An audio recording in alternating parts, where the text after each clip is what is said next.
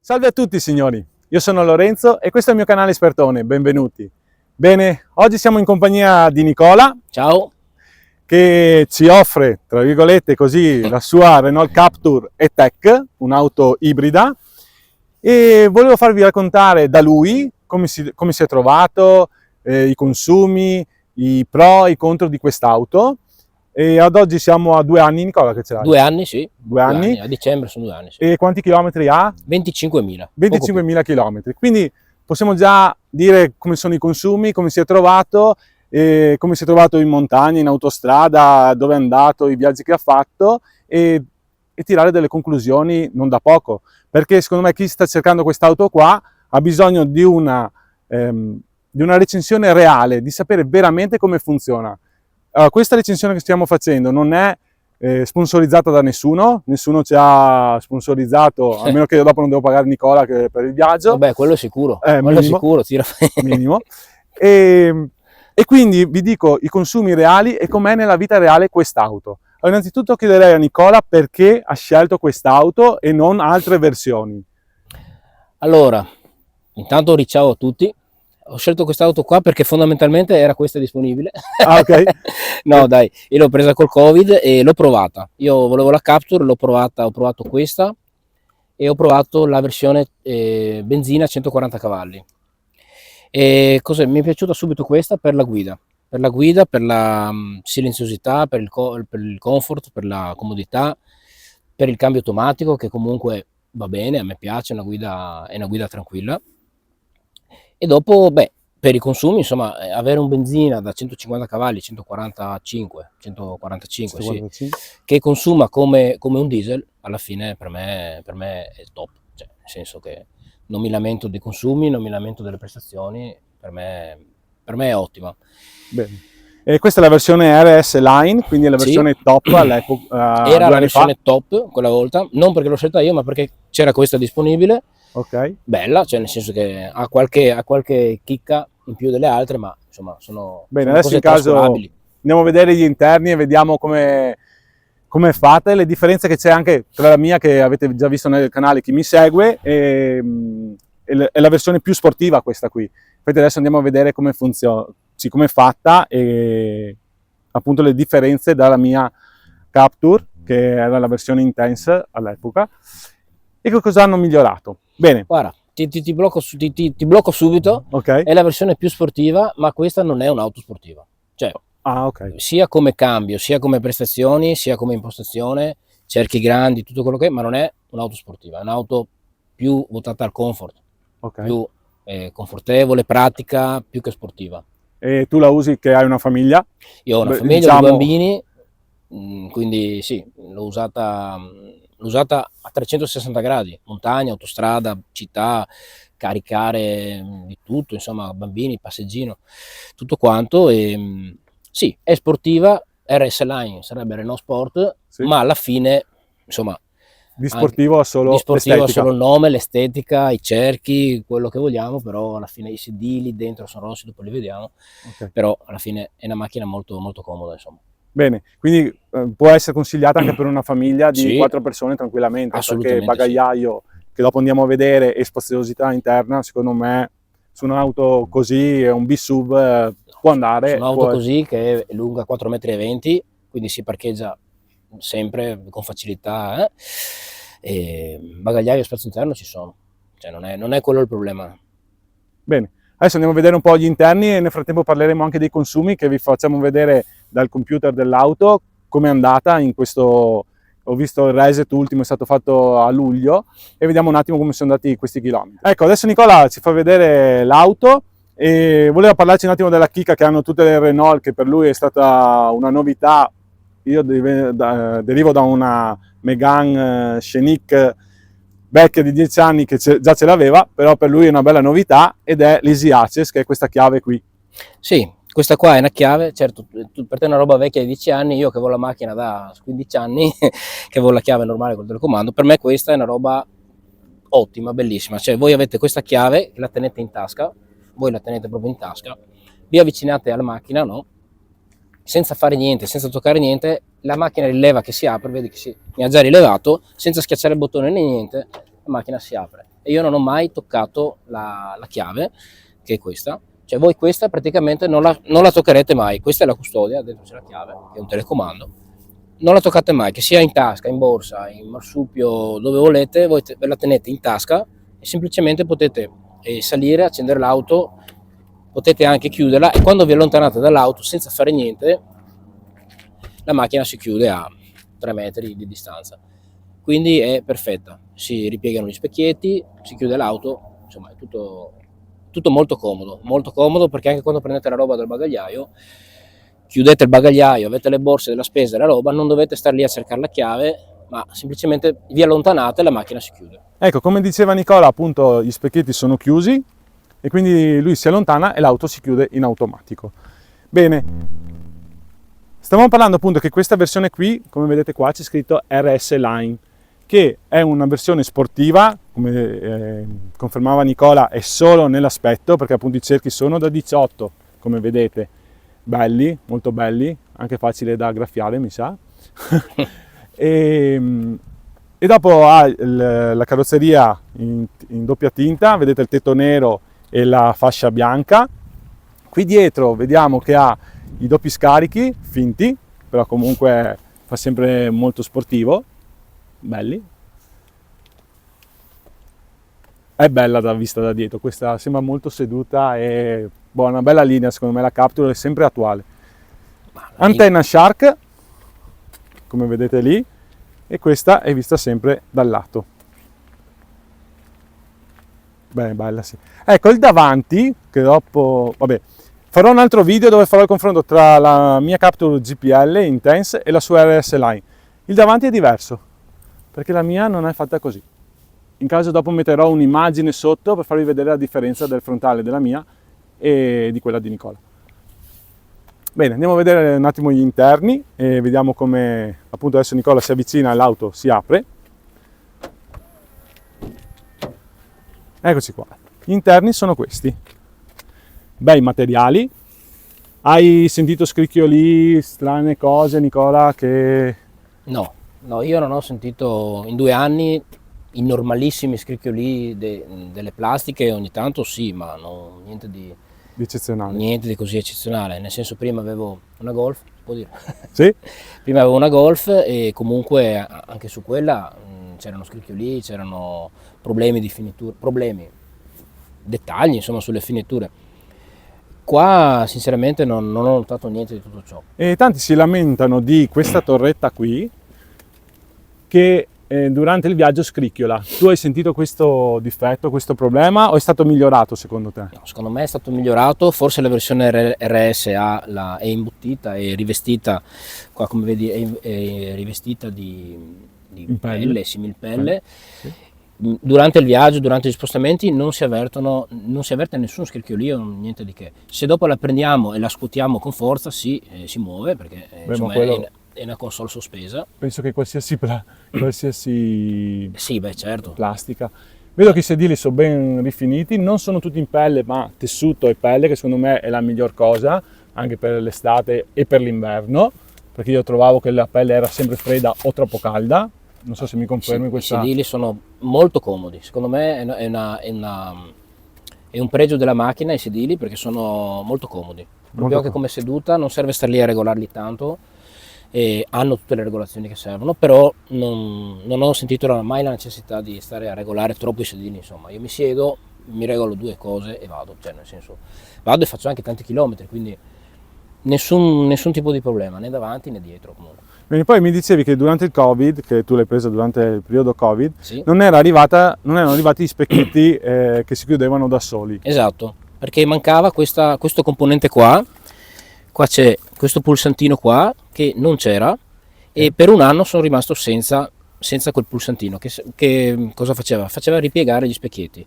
Gli specchietti erano elettrici, si regolavano elettricamente, si sbrinavano tutto quello che bisognava fare, però non si ripiegavano. Dopo un anno il concessionario mi ha promesso che sarebbe arrivato il componente e in un anno, in occasione del primo tagliando, me l'hanno messo su, ovviamente senza spese, a gratis. e niente, funziona tutto perfettamente. Diciamo che sono stati di parola. Sono stati super di parola, sono veramente molto, molto seri. Bene. Anche perché non mi hanno fatto una carta, una roba scritta, firmata, mi hanno detto te lo mettiamo e me l'hanno messo, quindi sono Molto stati veramente ottimi. Bene, volevo far vedere appunto adesso il sedile davanti è regolato sulla misura di Nicola. Sì. E vediamo qua la scritta Renault Sport, bella. E volevo far salire Nicola dietro e far vedere quanto spazio rimane, perché per essere un BSUV secondo me è molto spaziosa quest'auto. Vai, sali pure Nicola che facciamo vedere quanto spaziosa è. C'è anche un adulto, che comunque te Nicola quanto sei alto? Io sono alto 1,80, 1,82 così. Ok, comunque spazio ce n'è. Io sono comodo, c'è ancora spazio, ho molto spazio in realtà e sì, non manca niente insomma. Okay. Qualcuno si lamenta dell'altezza che ma io non tocco, come vedete io non ci tocco assolutamente, cioè anche sto così. Se voglio andare proprio in cerca devo proprio mettermi di qua per toccare, ma insomma no, in una situazione normale si sta più... 4 adulti possono stare tranquilli. 4 adulti possono stare, anche la discesa e la salita della macchina come vedete non è un problema e 4 adulti stanno benissimo. Cioè con 2 bambini ti sei accorto che comunque passeggini, seggiolini, varie cose, spazio ce n'ha. Spazio ce n'è, il seggiolino è facile da montare, io ho quello con gli Isofix e no, con i bambini nessun problema. Il passeggino quando lo usavo stava tranquillamente in bagagliaio e quindi problemi di spazio questa macchina qua non ne ha. A proposito del bagagliaio, visto che è ibrida, vediamo se il bagagliaio com'è e se ha problemi di spazio, perché tanti dicono ma il bagagliaio ne perde o è uguale alle altre versioni? Guarda, questo bagagliaio qua così sinceramente non è grandissimo, questo qua è un bagagliaio che va bene per tutti i giorni, perché per la spesa, per le piccole robe, questo è un bagagliaio normale. Qua sta il passeggino, sì, ma sta poco altro, ma insomma dopo c'è anche un doppio fondo, guardate il casino, però basta togliere questo pannello e questo diventa praticamente un bagagliaio normale. Come dicevo prima avevo una Golf e questo è il bagagliaio normale, anzi forse più capiente di quello di prima. Sì, e in più diciamo che i sedili sono scorrevoli, quindi possiamo farli scorrere in avanti. Guarda, adesso ti faccio subito vedere che c'è questa funzione. Vedete? Quindi andiamo a recuperare altri 15-16 cm tranquillamente. Lo spazio là diventa più. Questa qua è una cosa molto buona quando magari siete da soli o magari siete in due che non avete nessuno dietro, perché potete aumentare lo spazio del bagagliaio sacrificando ovviamente lo spazio per i sedili. Adesso si può anche trovare se noi vediamo davanti adesso, certo, così spazio non si sta, però si può trovare anche la via di mezzo, così è il massimo, ma basta fare magari così, magari mi siedo di qua, io che sono alto 1,80 ci sto lo stesso, tocco un po' con le ginocchia, ci sto lo stesso, però dietro c'è un po' di più spazio, che magari sono quei 5 cm che mancano a volte quando dovete caricare le robe, mancano sempre quei 2 cm, 3, 4. Per la valigia o per qualsiasi cosa. Comunque così, ma se siamo in 4 si può stare anche tranquillamente così, quindi non c'è nessun problema. Qua secondo me è ottimo che ci sono le bocchette posteriori, ci sono le prese USB e anche qua che io ho messo altre 2 prese USB, ottimo per i bambini perché si attaccano il telefono, il tablet, quello che è insomma. Maniglie dietro? Maniglie non ci sono. Non ci sono? Non ci sono. Ah, ok. Questo secondo me ne ha 2 solo dietro. Tetto, il cielo è tutto nero come vedete, luci a LED sia dietro che anche davanti. Sì. Quindi anche questa cosa qua chi ha bambini sa bene che cosa vuol dire, perché quando devono cercare qualcosa che hanno perso, non avere la plafoniera dietro, mamma mia. Ok, torniamo al nostro bagagliaio. Eccolo qua, così i sedili sono un po' più indietro. Però vedete che nonostante abbia una batteria, comunque non è enorme questa batteria qua, perché se non sbaglio da 1,2 kW, 1,3 kW, abbiamo lo stesso spazio. Il ruotino in scorta non c'è, ma c'è il kit di sopravvivenza in caso qua. No, qua c'è il kit di gonfiaggio, comunque insomma tutti con l'assicurazione o con quello che ti fa la Renault avete il carro attrezzi. Nel 95% dei casi è compreso il carro attrezzi, è compreso in tutta Europa tra l'altro, quindi se bucate la gomma, che si squarcia la gomma e non riuscite a ripararla, chiamate il carro attrezzi, è compreso nel prezzo, quindi insomma non vedo la necessità di avere tutte queste ruote di scorta. Io in 20 anni, 25 anni con la patente non ho mai usato la ruota di scorta, quindi l'ho sempre avuta ma non l'ho mai usata. Beh, è Quindi vero, è vero anche spero, no, speriamo che non Bene, sia proprio c'era questa proprio. l'occasione, però insomma, Bene, adesso andiamo a parlare un po' di consumi vedendo dall'interno e così vi faccio vedere anche bene la plancia come è fatta e il display grande che ha. Bene, adesso siamo all'interno dell'auto, questi sono gli interni visti da dietro, che secondo me sono molto belli, perché la Captur comunque ha già quasi 4 anni e esteticamente secondo me sono sempre al passo con i tempi. Adesso vedremo il prossimo aggiornamento. Bene, allora Nicola, come è andata con i consumi in questi 25.331 km? esatto.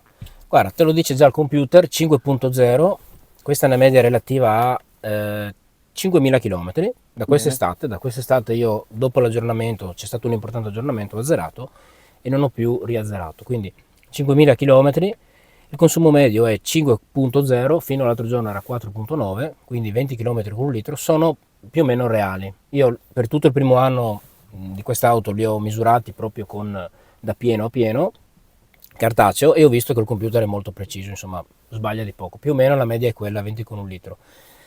20 con un litro per una macchina così secondo me sono un sogno, uno spettacolo, perché consuma praticamente come un diesel, ma avete una macchina a benzina con 145 cavalli e prestazioni ottime, silenziosità, poche vibrazioni, insomma ottimo. Andiamo dentro al computer per vedere, così vi facciamo vedere anche come funziona il computer, che è abbastanza reattivo. Basta andare qui, info energia, e qua c'è tutta la lista. Vedete, dal 21 luglio 2023 sì, abbiamo percorso 5.037 km e questo dato qua è importante perché 2.554, la metà, sono stati percorsi in elettrico, in pratica. Cioè, questa è una cosa è molto importante secondo me. È qua che si vede la qualità dell'ibrido di Renault. Cioè, recuperare 2.500 km non sono pochi. Cioè, la metà praticamente. Esatto. La metà in elettrico, anche se loro dicono fino all'80%, ma in città. Sì, in certo. questo caso tu non fai solo città. No, beh, io qua parlo di media, la mia media è proprio stata da luglio, una media con, intanto clima sempre costantemente acceso, mai spento d'estate ovviamente, e parliamo anche di tanta autostrada, che non è il terreno favorito del full hybrid, però io ho fatto tanta autostrada, montagna, adesso tanta città, tanto extraurbano, insomma, la media, questa qua è una media di 5,0 litri per 100 km, che sono 20 con un litro, e secondo me cosa volere di più, insomma. Beh, insomma, da una macchina che comunque ha 145 cavalli, secondo me Sì, è più che sufficiente. ma è anche un'auto alta, quindi non so quanto aerodinamica sia. In più le gomme sono 215, cioè non è proprio una gomma piccola, che magari uno dice ho la gomma 185-195 di misura, che cerchi da 18, insomma, non consuma niente. Poi vedo anche un altro dato che secondo me è importante, che è energia recuperata totale, 197 kW. Non sono pochi, sempre tutta recuperata, stiamo parlando di energia recuperata qua, in questo caso. E a proposito di energia recuperata, mi raccontavi che in montagna, in discesa, tu usavi l'auto come freno motore, quindi ricaricava la batteria, ma a un certo punto a batteria carica cosa è successo? In pratica quest'auto ha due modalità di guida, magari l'accendiamo Sì. giusto per capire di cosa stiamo parlando. Ha due modalità di guida che sono proprio l'accendiamo così. Ecco, adesso per esempio l'auto è accesa, si è acceso il motore a benzina perché fuori fa freddo, sono 6 gradi, io ho impostato la temperatura interna a 20, quindi deve accenderla un attimo per fare l'aria calda. Avete due modalità di guida che sono la drive e la brake praticamente. In brake, quando si molla l'acceleratore, la macchina decelera fortemente, ha un freno motore molto importante che non vi fa praticamente usare il freno praticamente mai. E in drive invece è una normale auto col cambio automatico. Mollate l'acceleratore, la macchina scorre avanti e scorre, insomma. Cioè. Cosa succede? Che quando si va via in brake basta fare così per cambiare la modalità, quindi non è neanche da stare lì a marcare il segnale. È impulsi praticamente. È a impulsi, questo è un cambio elettroattuato mi pare. In brake praticamente la guida è molto fluida, è molto bella. Adesso la macchina si è spenta, come avete sentito. Siamo in elettrico e Ha caricato un po' la batteria. Ha caricato un po' la batteria, adesso la batteria è carica, si vede da qua, dal blu. La macchina è in EV, il clima è acceso, la radio è accesa, è tutto acceso. Adesso se io accelero, vado Va avanti, Ok. come vedete, Infatti, sì, e sto andando avanti, non c'è alcun rumore, non c'è niente. Quindi la macchina qua adesso è in elettrico, si è spento il motore, ma abbiamo tutti i servizi funzionanti. Torniamo al discorso della montagna. Quando la batteria è carica, quando questa batteria è carica al massimo, la funzione di brake, quindi quando sono in brake e io mollo l'acceleratore e la macchina frena col freno motore, questa funzione si perde, nel senso che non c'è più, è come se io fossi sempre in drive. E in montagna ho notato che in discesa non avete più il freno motore, ma è un falso problema perché alla fine con le macchine normali, con la macchina che avevo prima, tradizionali, comunque quando siete in discesa per la montagna, anche se mettete in seconda per esempio, comunque la macchina prende velocità e dovete usare il freno, cioè quindi dovete usare il freno, il pedale del freno, e qua è la stessa identica cosa. Quando la batteria si sarà caricata al massimo e bastano veramente due tornanti, cioè 2-3 tornanti e la batteria è carica, dopo non avete più questo ausilio qua, questo freno motore molto importante che in città è una cosa veramente utile, perché voi praticamente non frenate mai, usate un pedale, cioè praticamente usate solo un pedale. E secondo me il problema della montagna è un falso problema. Qualcuno, sì, anch'io me lo sono all'inizio, ho detto ma come non frena più, ma succede anche quando siete adesso che fa freddo, succede anche che in città il problema della montagna è che non c'è più il freno motore, succede anche comunque in città d'inverno perché l'auto praticamente deve scaldarsi, carica tutta la batteria e perdete il freno motore anche in città, cioè non è che bisogna andare in montagna, anche in città, e quindi per quei 2-3 km non avrete l'ausilio del freno motore. Del freno motore importante perché se voi andate in drive comunque la macchina scorre, ma è una macchina normale, frenate col pedale, perché dopo ci si abitua a non frenare più in pratica. Io ho fatto viaggi anche da 100 km che non ho mai frenato, cioè quindi anche qui è una cosa, non guardare solo il consumo di benzina, ma anche non frenare. Penso che a lungo andare su 25.000 km avrò usato i freni per 3.000-5.000 km, non lo so. Ok, e però il problema contrario, se stiamo salendo in montagna, finita la batteria, diventa un 1600 aspirato normale. Diventa un 1600. A me, ti dico, non mi è mai successo di finire la batteria. Sono arrivato al massimo a 2 tacchette, forse una, ma non è mai successo perché comunque avete le modalità, qua ci sono le modalità del multisense. Se voi mettete in sport, l'auto starà quasi sempre accesa. Cioè, in questo modo qua i cavalli dell'elettrico servono per dare prestazioni all'auto, non per consumare meno. In eco tenderà a consumare meno, a essere più frenata l'auto, anche se accelerate tanto non andrà mai tanto forte. In sport la mappatura del motore funziona che tutti i cavalli elettrici, diciamo, siano pronti all'uso, non per consumare meno, ma per avere appunto prestazioni. In montagna basta mettere questo programma qua e avrete sempre la batteria sarà sempre carica, è impossibile scaricarla, impossibile. Tutto è possibile, però insomma a me non è mai successo. In questa modalità qua, che io vado via sempre con questa modalità qua, che è la MySense, a me non mi è mai capitato di avere la batteria scarica, anche perché basta accendere, cioè lo decide lei la macchina, accende il motore, la benzina e carica l'auto, insomma. In più dicevi che quando hai acquistato te l'auto c'erano gli incentivi, quindi c'è stato un incentivo Sì. anche da parte dello Stato e quindi anche per questa l'hai scelta, perché comunque andiamo a un prezzo della versione GPL con l'incentivo. Sì, costa sempre un po' di più, contiamo che qua abbiamo il cambio automatico, che il GPL non ha, ma non si può neanche avere, Non si può neanche avere. Io avevo confrontato con la versione benzina da 140 cavalli, quella versione là col cambio automatico viene a costare come questa alla fine, quindi più o meno. Questa versione costa un po' di più e anche l'RS Line, quindi abbiamo il tetto nero, l'antenna Shark, abbiamo dei dettagli, il volante rifinito in pelle, abbiamo dei dettagli che magari le altre versioni non hanno. E questo cambio qua è specifico per l'RS, adesso l'hanno montato anche sulle altre, però questo è il cambio quello che costava di più ed era di serie nell'RS. E con questo cambio automatico alla fine sì, costa un po' di più del GPL, ma non sono cifre, sono sempre cifre comunque che vanno bene, sono cifre ottime. Però non paghi il bollo?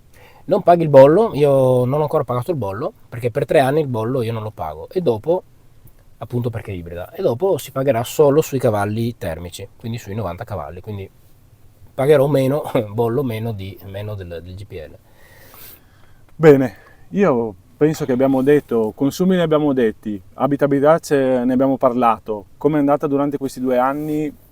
Penso che abbiamo detto tutto quello che c'era da dire. Se in caso avete delle domande scrivetemi qua sui commenti, e se volete iscrivervi al mio canale così posso pagare Nicola, iscrivetevi, è gratuito, però più iscritti ho e più visualizzazioni ho e meglio è per me e per il mio canale.